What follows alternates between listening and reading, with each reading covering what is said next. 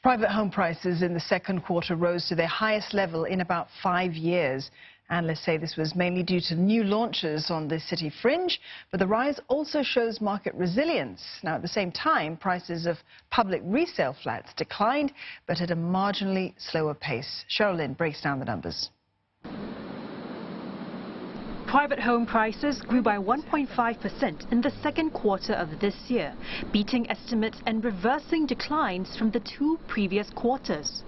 This growth was lifted by the non-landed segment. Apartment prices in the city area rose 2.3%, while the biggest growth driver was the city fringe area, where prices grew by 3.5%.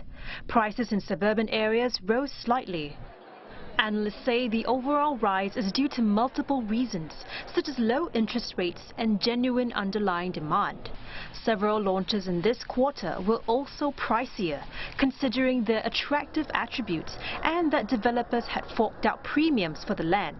Over the last en bloc cycle, you did see quite a lot of developers were quite hungry for land, and that's why they went in with the expectation of a price increase. They actually paid a premium of somewhere between 15% to 20% over the preceding years, and that's why you saw the new launches were actually priced a lot higher.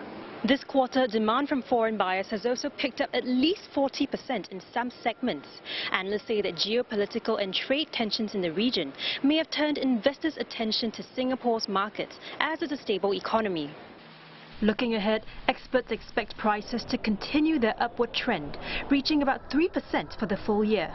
As for the public housing market, the number of HDB resale flats that changed hands surged almost 30% quarter-on-quarter and about 6% year-on-year. Prices still declined, although at a marginally slower rate.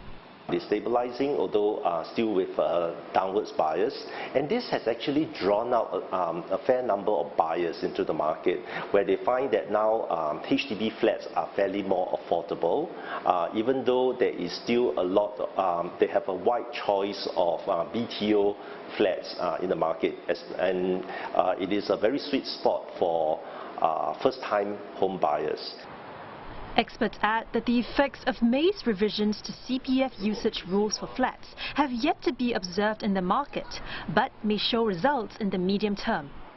HDB said in August it will offer about 3,300 built-to-order flats in Punggol and Tampines, and another 4,500 BTO flats in Ang Mo Kio, Tampines and Tengah will also be launched in November.